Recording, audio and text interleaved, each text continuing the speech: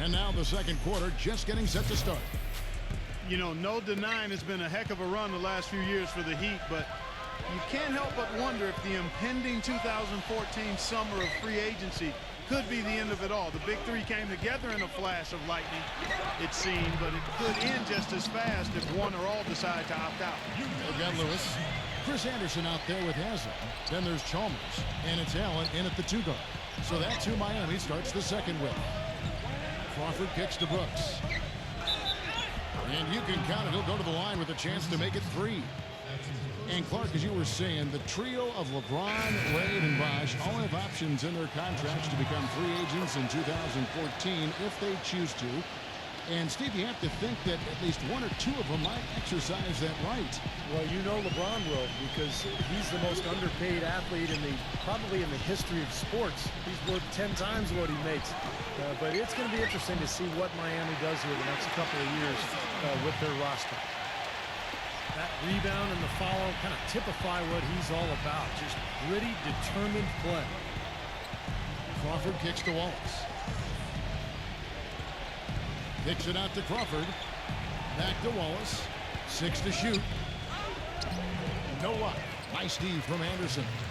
Well, the effort was there, but he just couldn't quite fight his way through traffic. Well, Gerald Wallace still a good player in this league, but not quite the defensive lockdown defender and difference maker that he once was. And keeping us updated from the sideline, let's swing it over to Doris Burke for an update. Hi, Doris. Kevin, thank you. The Celtics, with the departure of Doc Rivers, going young at their head coaching position.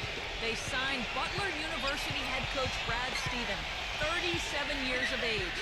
He may be young, but he's very accomplished. He won an NCAA Division I record 166 games through his first 6 years at Butler, a winning percentage of over 77%.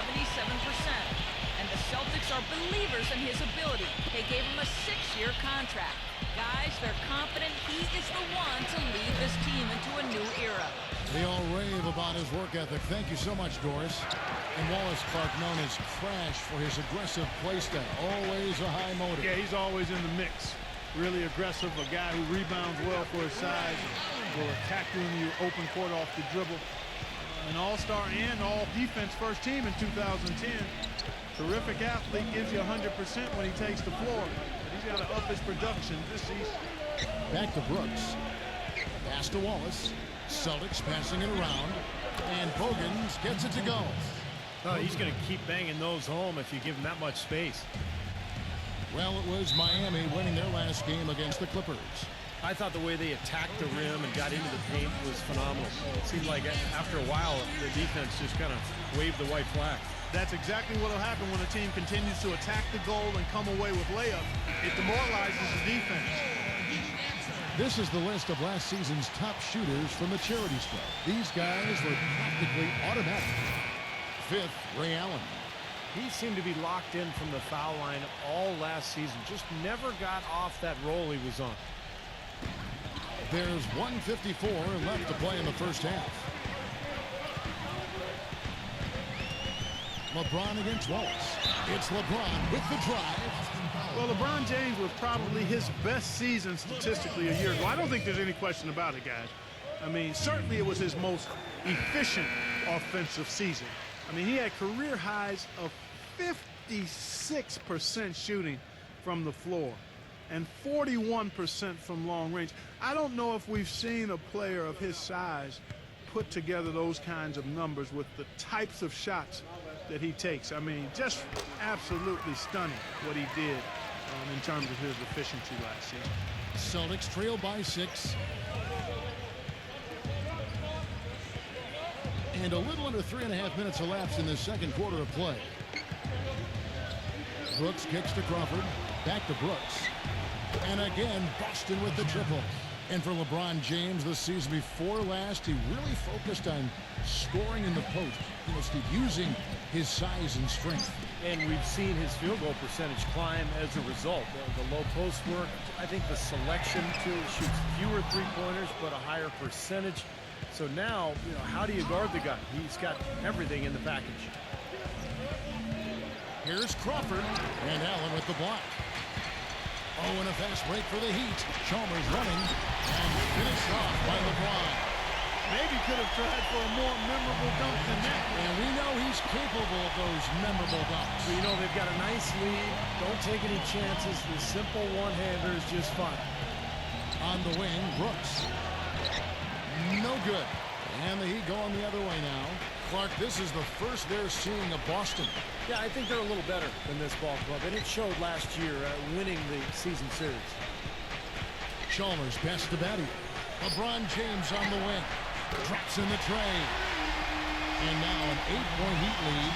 And he's shaking off a poor first quarter shooting effort. He's really starting to turn it on now, guys. Out to Brooks. And lots of contact there. Missing the shot. He'll shoot two. Ray Allen picks one up. Boston shooting their sixth and seventh free throws in the game. And both free throws good for Brooks. Here's Wade. No luck. And so we conclude the first half. It's the Heat up by 6. Now, presented by Sprint. The weekend is in full swing on a Saturday night. Glad to have you along with us. Miami up on top against Boston. An excellent job of Atlanta battling in a close one against the Orlando Magic. A 1-point advantage for them in the third. And another one also in progress. The Los Angeles Clippers trailing the Rockets out in Houston. They've got some points to make up. Right now they're behind by 8 in the third. And now a look at the other NBA action. The Grizzlies out at FedEx Forum. The Sprint Halftime Report, presented by Sprint. Welcome back as we take a look at this soaring view of the downtown Miami skyline. You know, a big part of why the Celtics dropped so much last season was they weren't very good on the road. Ended with a 14-27 record away from home, which was by far the lowest of any team in the East that made the playoffs. On the court right now for the Celtics. Inside it's Sellinger Humphries. At the 2 and 3, it's Avery Bradley and Jeff Green. And it's Rondo in at the 1 spot. Passes it to Green. Back to Rondo. And out of bounds as the Heat gain possession. And as you said, Clark, rarely can you win just over a third of your road games like the Celtics did and expect to make the playoffs. And had they played closer to 500 on the road, you know, Steve, there's a good chance they could have ended up as the 5th or the 4th seed. Well, and in the Celtics case, it wasn't their defense, Kevin. It was their offense that betrayed them when they went out onto the road. They just couldn't win the close games. And some of it was just age and injury. But so many of those road losses from last year just came back to haunt them, and that's why they ended up with that 7 seed. Let's go to our sideline reporter, Doris Burdick. Doris, what do you have? Well, guys, the huge trade that really overshadowed this year's draft, the blockbuster deal between the Boston Celtics and the Brooklyn Nets. The Celtics sending out the veteran trio of Jason Terry, Kevin Garnett, and Paul Pierce, and in return receiving 3 future first-round picks, the right to swap picks in 2017. For the Celtics, a tough but realistic decision to begin the rebuild process. For the Nets, an all-in attempt to win a title. Guys, it sent shockwaves throughout the league, and we'll just have to wait to see how it all shakes out. They've got probably the best team in franchise history. We'll see where they go next. Free throw good, LeBron. The Heat have magnificent talent, but even coming off an NBA title, they had never put their name into the conversation of the great teams until last spring when they went on that amazing 27-game winning streak. Bradley kicks to Rondo.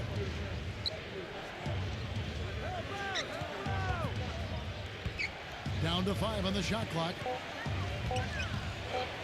And he converts the layup.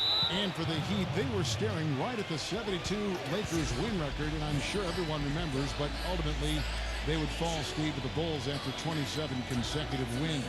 Yeah, that streak to me was one of the great feats in NBA history. Winning 27 games in a row in the regular season, so difficult, but it showed you what the Heat were made of. They really were battling every night, and I thought that put them on a great run heading into the playoffs.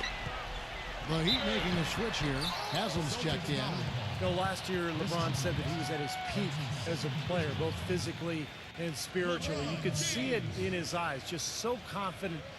Even when things aren't going well, he now has the fortitude to to make his way through that and continue to play and finish the game. Well, when you think about the level that LeBron is playing at right now, Clark, do you think he still has room to improve his game? I think it's just a matter of his experience and picking and choosing his spots. I think his skill set is fantastic, and it's just a matter of staying the course. I don't see much improvement there. He's a terrific shooter from the three and inside the line. He drives it, makes his free throws, passes the ball, rebounds, defends. He wants to be in that 50, 40, 90 club on his shooting percentages, and I think he'll make it happen. I know he's still working with Ray Allen on the free throw shooting, too. Yeah. You've got to give them a lot of credit for the job they've done on the backboard. Well, they've done a lot of things right, but I agree with you, Clark. Their rebounding is right there at the top of the list. He dishes it to Bradley. And it's good, coming on the assist by Rajon Rondo. Seems like guarding him on the perimeter is not a priority for this defense, but it will become one if he continues to knock them down. 1:46 left to play in the third, but he stays with it. Ron right side, over Green. And the officials whistle a foul on the shot. The bucket's good. He'll go to the line. And the Celtics making a change here.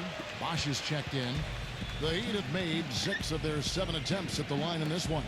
Well, they were 75% free throw shooting a season ago. Rondo kicks to Lee. Off the mark there with the three-point shot. You know, Heat head coach Eric Spoelstra worked his way up from the very bottom in that organization. I mean, he got his start as a video coordinator, and through years of hard work and dedication has really become an outstanding coach. Green kicks to Rondo. Expanding his range. Kept alive by Boston. Back to Green. Feeds to Rondo. He passes it to Green. Olynyk sets a screen for Green. Lee with another miss. And back to Coach Eric Spoelstra as a guy who got his start as a video coordinator, picking the game apart. Steve, he's very comfortable with the new advanced stat movement, analytics in the NBA. Yeah, and I've had a chance to speak with him quite a bit. He says that the way they use advanced stats is just as a conversation piece in the coaching room. Their analytics department will bring them various information, and it will force them to ask questions, which is very healthy for a coaching staff to do. The drive by LeBron. It's stolen by Green. And that's going to do it for the third quarter. Heat lead by 8. Back after this from the American Airlines Arena.